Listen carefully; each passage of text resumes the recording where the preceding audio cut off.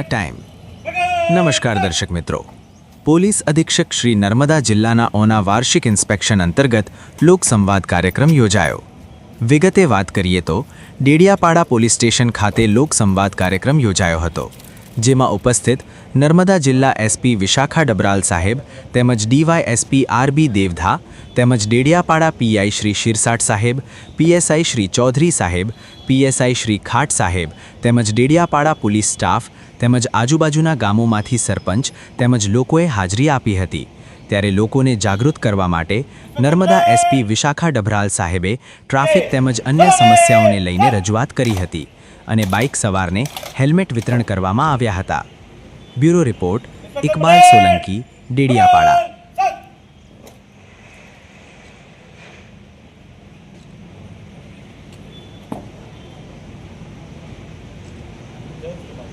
अधिकारी छत्तीस जवान इंस्पेक्टर परेड पर हाजिर है।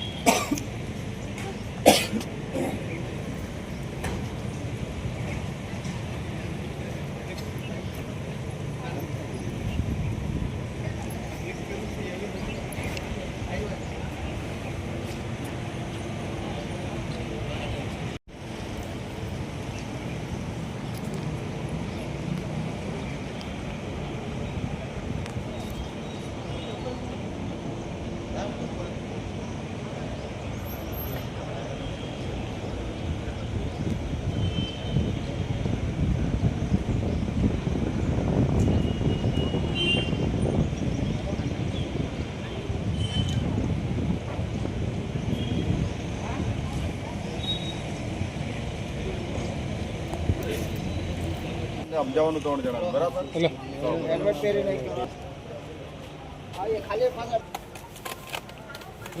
3 ભાઈ હેલ્મેટ નો આટલો ફાયદો છે સમજાવવાના બી હા બરાબર દે દે અમારા અરે ભાઈ ચલ જલ્દી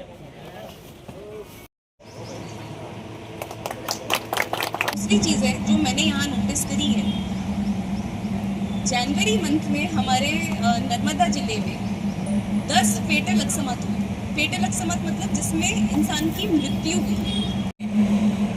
मेरे को अभी डीवाईएसपी साहब बता रहे हैं कि आप लोग सभी अलग अलग गांव से, कोई ऐसा तो नहीं कि सारे लोग एक ही गांव के हो, आवुज तो नहीं, भिन्न भिन्न गाँवना छो અને હોદ્દેદારો છો, કોઈ સરપંચ છે, કોઈ વોર્ડ मेंबर છે, આવું છે ना। तो भाई देखिए, आप लोगों को यहाँ बुलाने का 2 मेन कारण होते हैं। एक होता है कि कोई रजूआत जो आप लोगों का मतलब आपका समाज फेस कर रहा हो, आपका मोहल्ला कोई प्रॉब्लम फेस कर रहा हो, तो वो पुलिस तक जाए। और दूसरी ये चीज़ कि जो हमारे हैं तो वो आप लोग भी अपनी अपनी फैमिली मेम्बर्स, फ्रेंड्स, रिलेटिव्स अपने अपने गाँव में आपको बात अपनी हमारी, लेकिन अगर वो हॉस्पिटल के थ्रू वर्दी के मार्फत आ रहे तो वो तो हम लोगों को बिल्कुल हमें कायदे के अनुसार चलना है। उसमें हम भी चॉइस की बात नहीं है कि मैं किसी केस में बोलूँ कि इसमें पीएम कर दो, इसमें नहीं करो, वो मेरे चॉइस बात नहीं है, ना किसी के भी चॉइस की बात। અને જ્યારે પણ એવું જણાય કે નથી તે વખતે અમને જાણ કરજો। સાથે એમને કીધું કે ચોરીનો પ્રશ્ન છે તો નાઇટની અંદર જે જગ્યાએ સામાન મૂકેલું છે એવી સ્કૂલવાળા અમને ઇન્ફોર્મ કરશે તો એવી જગ્યા પર જીઆરડી કે હોમગાર્ડનો પોઈન્ટ અમે ફિક્સ किया है। ऐसी चीज़ नहीं कि मेरे हाथ की चीज़ है, एक बार वो पेपर पे आ गया, एक बार वो जो प्रोसेस चालू हुआ है वो हमें उसको कंप्लीट करना ही है।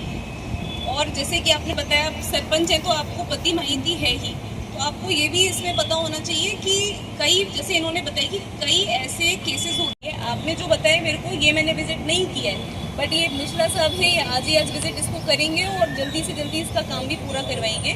પછી योगेश जो जीआरडी का वो बोल रहे हैं, वो कोई जीआरडी होमगार्ड वहाँ रखना है, स्कूल है तो हम कर सकते हैं वहाँ पे बंदोबस्त जो है, टाइमिंग जो भी है इनकी स्कूल की छुट्टी की, आने की और जाने मतलब सुबह मॉर्निंग के वक्त का और इवनिंग के वक्त का।